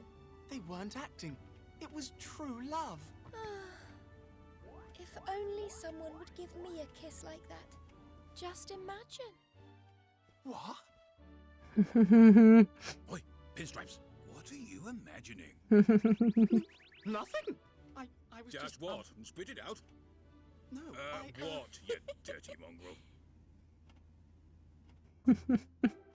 Obviously has a crush on her. Naval Bounds Lives Up Aloft was a hit at the box office with its passionate final kiss scene. Now Maverick Director is currently working on a new, albeit not too mainstream blockbuster.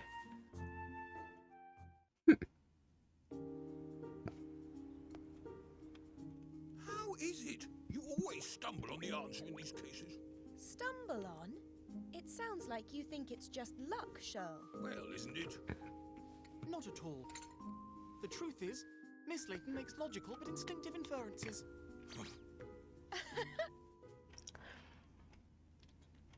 It looks like Shirl doesn't believe it.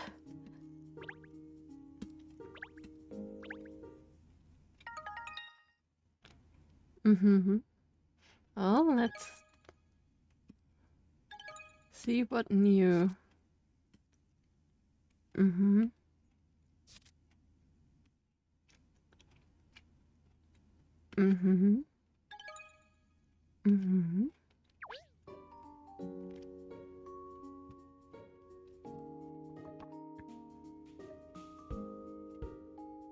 We must have missed some riddles or something.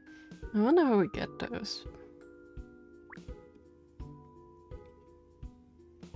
Oh well. Next case.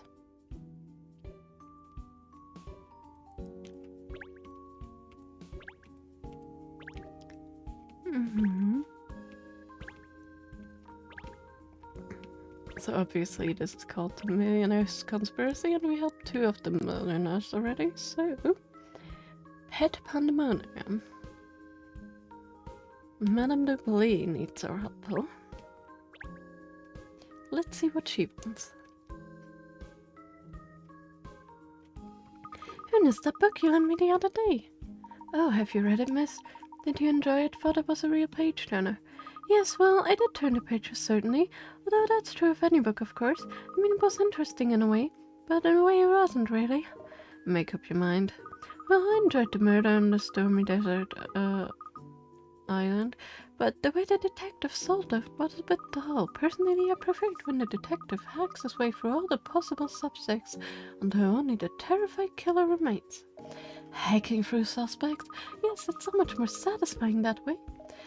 Satisfying and scary. Detectives are supposed to be cool and collected based on their deductions and logic and reason, not hacking through suspects. Oh, really? Yes, detectives do traditionally have that image today of being systematic and lucid, but Miss Layton's imitable style turns that on his head. I think it's capital. You mean she relies on her gut rather than her brains? I prefer to call him miraculous instinctual, not gut. It's miraculous, that's true. Miraculously solve anything. Well, it sounds as if you know a lot about it. You're obviously master of logic and reason yourself. Sorry. I know, how about this? The next case we get, you can try to solve it. I'm not doing a job for you. Won't pull your money when you move us. Oh, that's a phone. I get it. Perfect timing. No doubt it will be someone with a case for us. No doubt it will be a case for the wrong number. It was Madame de Bly, miss? You mean the woman from the cinema, the matriarch of the 7 Dragons? That's right, she said that she had something she'd like your assistance with and asked what you pay her a visit. Interesting, perhaps she has a case for us? Really couldn't say. I will speak to the detective in person, she said. She was most insistent. I see, well, I suppose we better go and visit her then. Come along. You do realize this could mean you actually have to do some work for once? Me? You mean you, surely? Why, me. I want to see your famous logic and reason at work, of course. You're going to solve this case. I am. Wouldn't you like to see Shell solve a case, Ernest? Rather that would be utterly good. Well, at least it won't mean I wouldn't have to watch you mumbling through another investigation. Alright, you're on. Shell is on the case. Excellent. Good luck, Agent Shell. Agent Shell, huh? I like the sound of that. Oh? So the dog is solving a case, huh? Pet Pandemonium, case 4. Well, let's see what Madame de Bly has for us.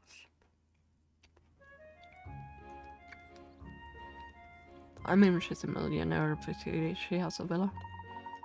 I believe Madame de Bly is resident around here somewhere, miss. Didn't you ask her for directions, Ernest? I did, yes, but she wouldn't give me a full address. She just told me we know when we're nearby. But this is Millionaire's Row. All the houses here are enormous. Couldn't take us ages to find just walking around aimlessly. I think this is a job for Agent Shell. Lead us to Madame de Bly's residence using a razor-sharp reasoning to guide your detective. Oh no, won't be easier to just call her a passerby. Well, I suppose so, yes. Let's ask someone.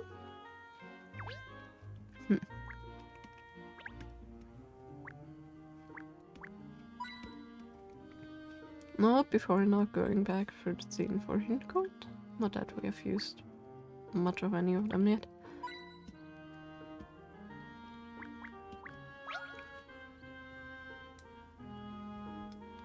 Ah, puzzle on the chimney. Pinstripes, that's your job, cleaning chimneys. Why don't you solve this one? Oh, me, yes, alright then.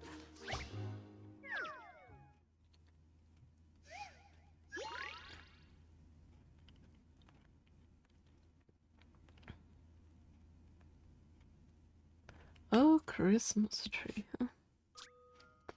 These folks need help putting up their Christmas tree decoration. They do it every year, but they always forget how it goes together. Slide the parts to move them so that they fit in the frame to make 3 perfect trees. No overlapping parts, huh? Oh.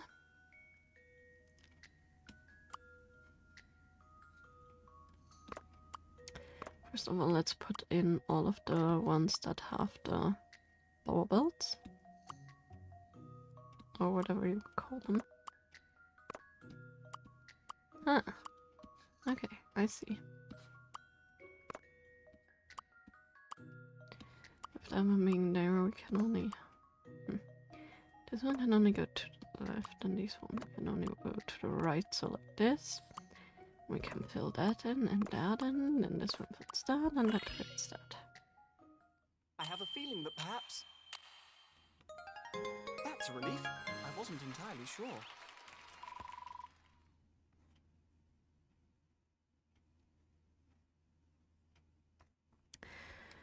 Well, you got it.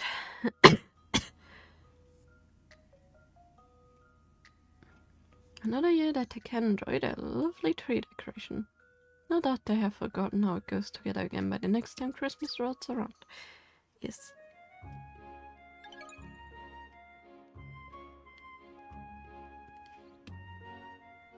Yeah, clear at last. That should stop the fire smoking the garden, the grate below. Well done, Ernest. I sent him an invoice. Did he really climb up there? Also, we know that lady, huh? Excuse me, I don't suppose you could tell us the way Madame Gretchen Dublay's residence? Dear me, I don't know Madame Dublay's. You don't know Madame Dublay's house? No, I'm afraid not. We're not familiar with this area, you see. The Dublay residence is the largest building in the neighborhood. You can't miss it. Helpful. Well, let's see. Well, perhaps that's over there. Exactly, what did I tell you? See, you can't miss it. So you have some business with Madame Dublay, do you? She asked us to pay her a visit, yes?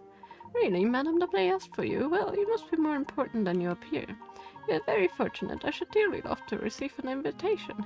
Madame Dublay is obviously a very influential and significant member of the society, is she? Did you hear that, Cheryl? You won't want to let down someone so important now, will you? Who, me? Come along, then. You mustn't keep Madame waiting. So we found it out, but also we wanna read or we wanna see if the not we wanna read we wanna see what he was. We wanna read his text, yeah, but yeah. More important than you appear sleep-like and so just a little bit. Oh, hello, what up here is this this is the well-to-do part of town, you realize. I'm always on beat around these streets, making sure there's no unscrumptious characters looking. Hey, did you call us unscrumptious? Yes, I'm not really hidden Shure's way.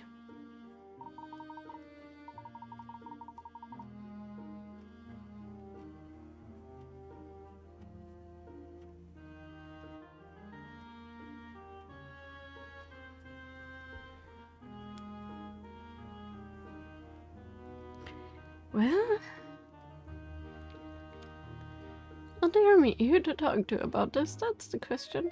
Someone looks like they got a lot on their mind. What extraordinary timing. I was just wondering whose ear I could bend. This is my friend, you see. She runs a lot of chain of accessory shops, but I'm afraid business is rather slow. She's in a terrible fix.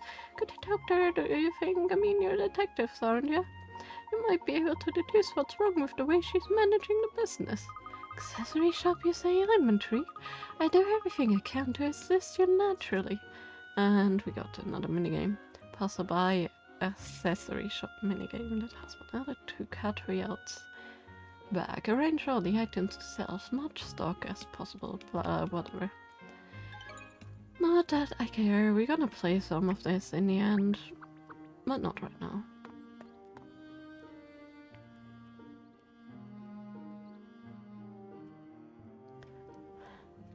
Gosh, this is Madame Duplay's residence, and what a magnificent mansion.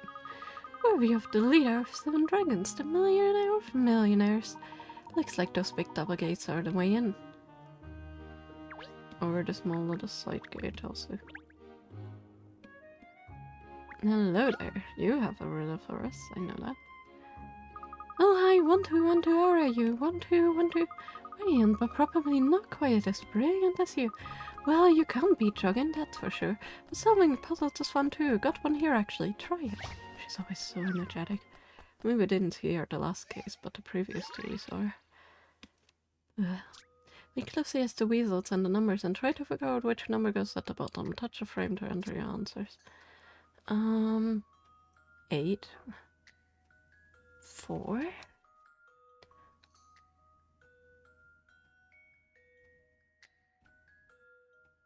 Hmm.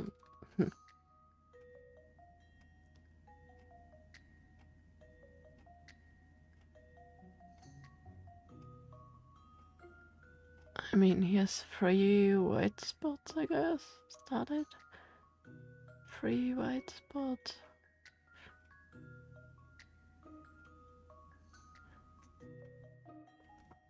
And 0.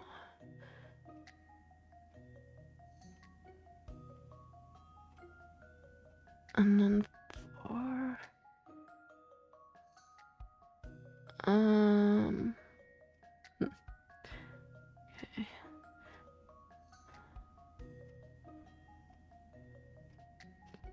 I mean, it says on the bottom that plus 8 equals that.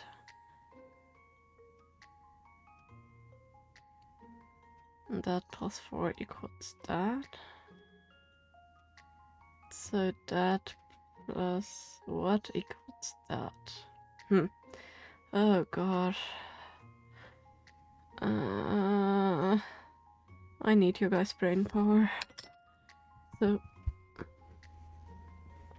this guy has 1, 2, 3 spots. But like the spot sizes, I guess, matters. I'm trying to see like numbers in the stripes or something because they're so different. Also, the tail shapes are different. Does that have something to do? Like,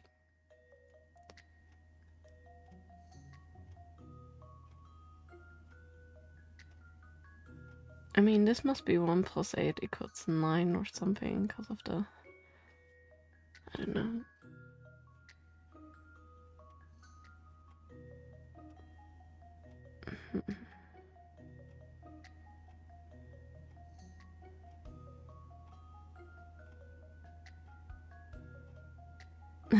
Hope you weren't including you in you guys because you're not helping. You're no help to me. Not gonna lie. I mean, I was kind of including everybody. I mean, they are different. Are these like clock times? Let's see. So if this is the minute, and this is like, then this would be like, what do you guys reckon? Like 2 plus 8 is 10, and then 10 plus 4 equals 2 again, and then 9 plus what equals plus 6, right? Your brain is currently being fried by your math you need to do, so you can't really help. I think it's 6. Because 3 plus 6 equals 9, right? I think it's clocks. I think it doesn't have to do anything with the colors. Weasels were representing times on a clock. Haha. They're cute though. They're very adorable. Can't believe I got that. Well done, good job. I have to look out for another puzzle now, so I've got something for the next time I run into you. Thank you, I'm looking forward to it already. Can't wait, so excited. 1, 2, 1, 2. And off she goes. Ah, hello, I didn't think to see you here. Ah, Alex, hello there. What are you doing in this part of town? Delivering order. One of my customers is having a party and they asked me to bake for them.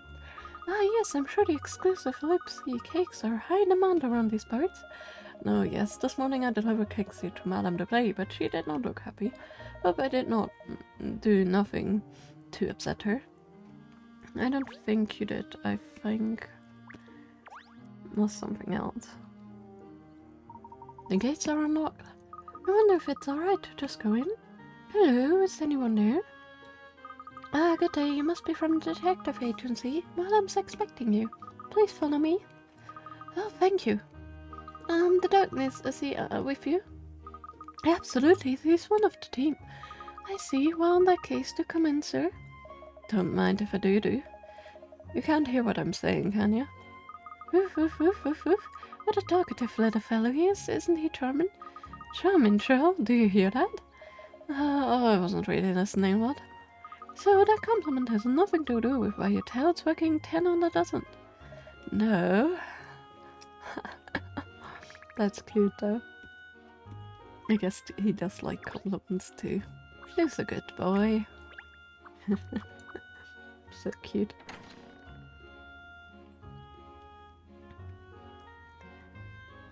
Shall I just go and tell Madam that you've arrived? If you could wait here a moment, please. Say, the interior is even more amazing than the exterior. Look at all this tip-top furniture.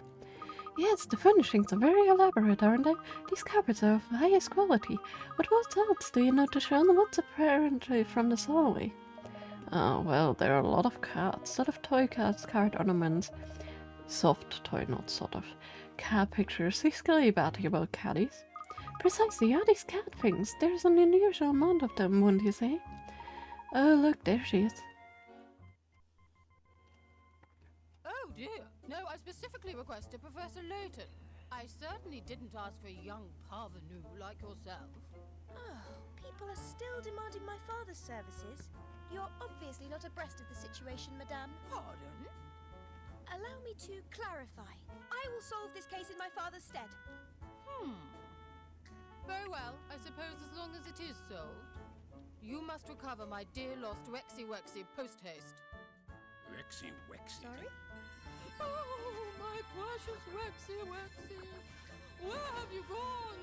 Where? I'm so worried. I can't sleep at night.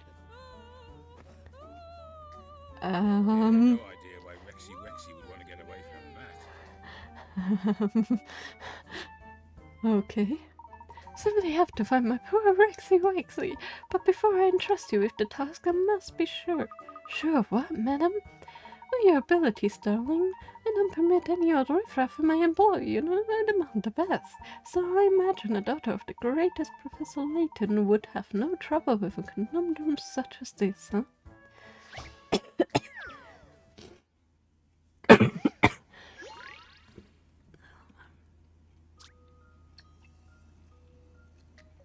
Here we have some mysterious shells. When you close and reopen them, the number of pearls they contain doubles. The maximum number of pearls each cell can hold is 8. And the shells cannot shut if they have 5 or more pearls inside. Can you make each shell contain 5 pearls? Okay.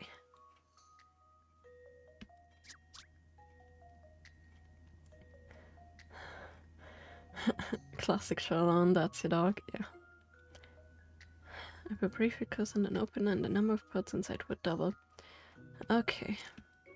So there's only 8 that I can have, but I cannot close anymore. Once they have 5. Or more. So...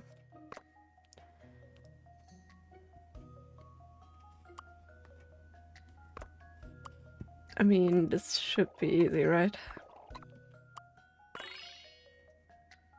Like, This should do in it, I the think. issue? I didn't even need to think about this one. You say this is a test, huh?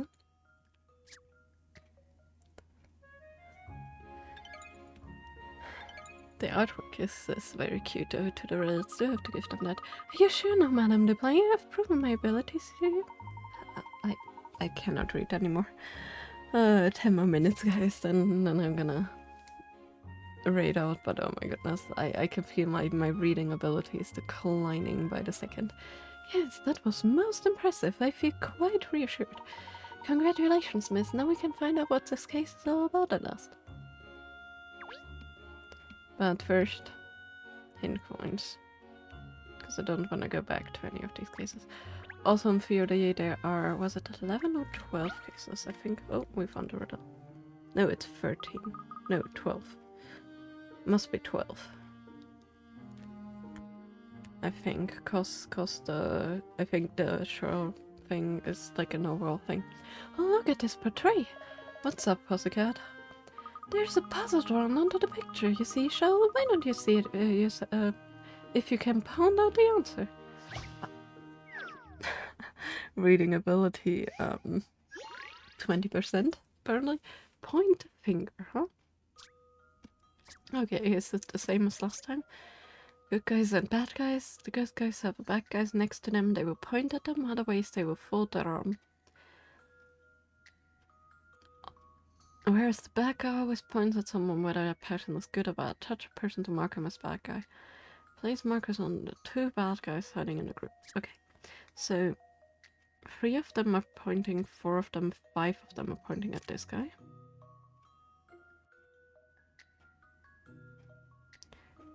Two of them are pointing at this guy. And 2 of them are pointing at this guy, but since there's 2 bad guys, they cannot point fingers like that. So if these guys point at the bad guy here, these guys at the bad guy here, then this guy and this guy at the bad guy here. Yeah, I think that makes sense. I'm not too sure. This puzzle's got some bite. Okay, good. I ain't nothing but a hound dog. I mean, it seemed quite simple, but sometimes these are not. Yeah, hehe. There's the wanted poster. You just checked your beard. Took off your hat. Doesn't help. Well, I certainly wasn't expecting to find a puzzle in a painting or made to solve it. There are puzzles everywhere in the world, Shell. It keeps us on our toes, doesn't it? Or in your case, on your paws.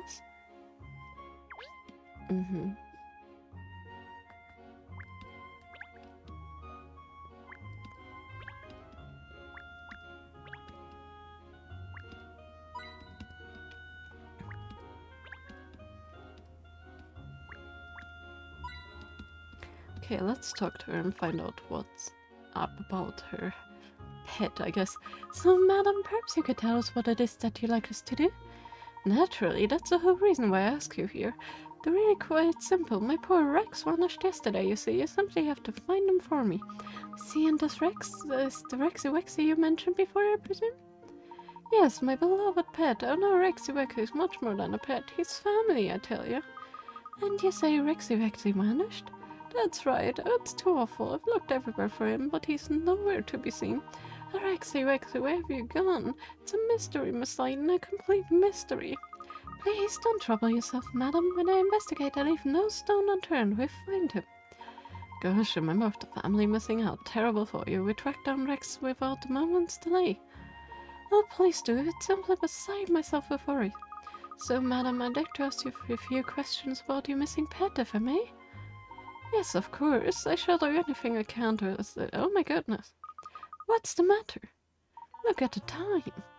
I'm terribly sorry, but I have a luncheon engagement. Dear me, my appetite isn't that much at the moment, but one must keep up appearance, no matter what. Just a moment, please, madam.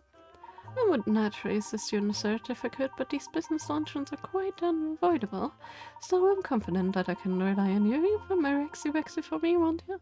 No, do excuse me. Oh, well, the great madam really gave us a lot to go on there, didn't she? Yes, the creature's name is all about it. She actually told us this is going to be a challenge about all. Oh my goodness. It's getting worse and worse, guys. Oh, reading so much is hard. Especially in different voices. My brain cannot handle. It's a classic sign of, like, my tiredness getting worse. It's always like this, isn't it? Every time I play Professor Layton or anything where I have to read more, like, towards the end of the stream, I'm just like, my brain is just like, nope. No clues, no nothing. Well, it's far from ideal, but we just have to work with what we have. What we have nothing but the name and a stupid one at that, especially for a cat. There's no such thing as easy job, sure. So where do we start, detective? It's reading, I'm thinking it gets you. Yeah, indeed. Still on that, are you? Alright then, we start. Yes, we start right here in this room. The foundation of all good detective work is investigation. We need to sniff out more information about this Rexy Wexy. Well, you're in charge, Charles, so let's start investigating. Okay. Madam was very busy, you know, every single day. Yes, as a matter of interest, what line of business is she in? Well, Madam is a consultant to multinational retail of 27 different departments, selling everything from cat food to expensive jewelry. Gosh, that's a broad range. Yes, so she really treasures the time of Rex, you see. Such a soothing influence on her. Finding Rex would soothe me too at the moment, believe me. Okay.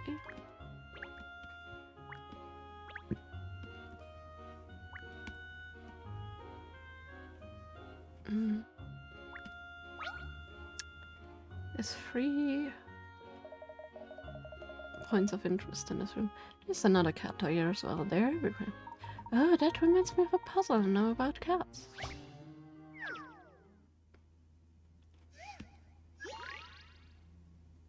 Party cat. These 10 cats need to be divided up into pairs, in accordance with the following rules. There should be 3 pairs of cats of the same type, in other words, same shape and coloring. If a cat is wearing a ribbon, the other cat in the pair must also be wearing a ribbon. Move the cats by sliding them in other cat's position and swapping them over. Okay.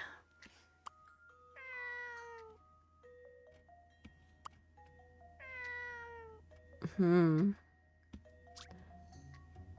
3 pairs of cats of the same type, in other words, the same shape and coloring. I guess that's these 3.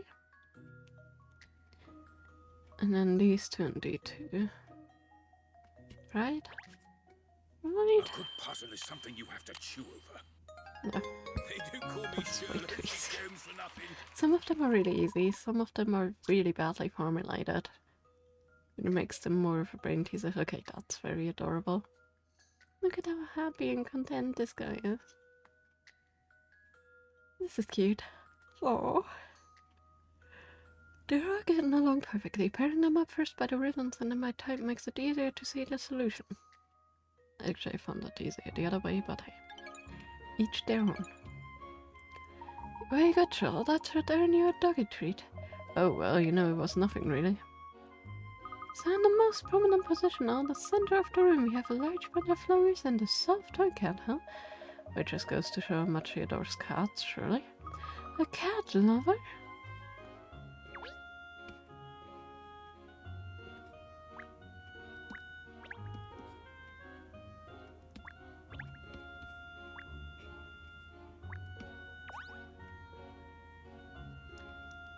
The desk looks like an antique. It's rather understated, but I expect it's worth a small fortune.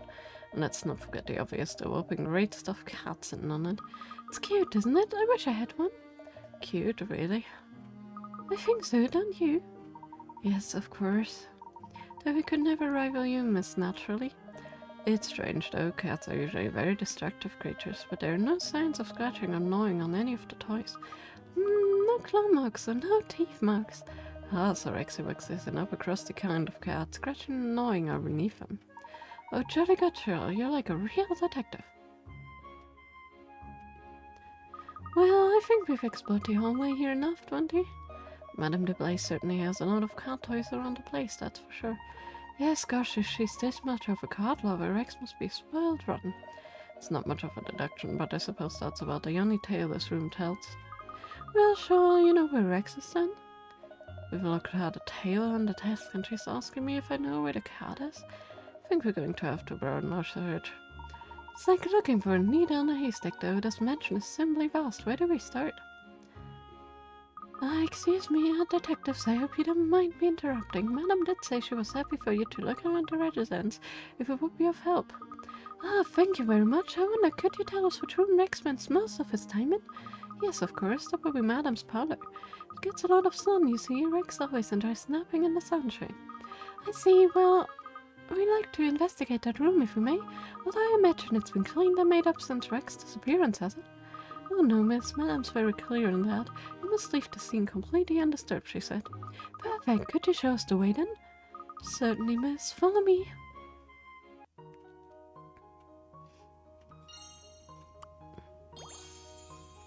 Cat toys and ornaments, huh?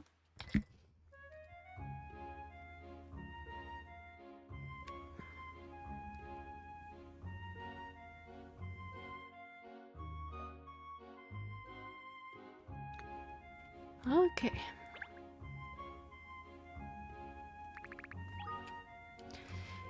Well, nope. I always click on it without changing. Well, let's have a quick look in the parlor, and after that I'm going to look at who's rateable. This is Madame's parlor. As I explained, she did say she wouldn't mind if you need to look around. Must only ask that you be careful of the furniture and ornaments. It's all very expensive, you see. Gosh, my palms are sweating just hearing you say that. Oh yes, one more thing. There's actually a picture of Rex in here which might help you. Just over to the left here, do you see? So that's what we were looking for. You know that Rex is a boy, I presume? Yes, we realized that, thank you. I hate it when people when he goes missing. I do hope you find him quickly. Don't worry, this case is in safe hands with myself and my detective assistant Layton here. Cheryl, miss, is that short for Shirley? Oh, not actually. Cheryl is my dog's name and he's a he. Oh, how interesting. Your dog is a detective as well. Well, Cheryl, I do hope you find Rex soon. He's very special, you see. Oof. Pretending to be a normal dog for the mate's benefit, how considerate of you. So then let's see what we can discover in this room. Isn't that a lovely space? It's so warm and inviting. Got my eyes on one of those plush sofas myself. So this is where Rex spent most of his time, which means we could very well discover an important clue in here that will lead us to the missing animal's whereabouts. Get on with it, Cheryl. Goodbye. Go find the clue. I thought I was in charge of this investigation. Stop trying to take the lead. I am still the manager of Layton Detective Agency, Cheryl. You work for me, you remember? It's a dog's life. Good luck, Cheryl. I'm sure you'll find something. Come along, there's no time for sitting still. We need to have a good look around in here. So yeah, with this case we're like a fourth through about. So like, I mean like in general other cases, because there's 12 technically. Which makes sense, because not all the cases do have like a link to a millionaire.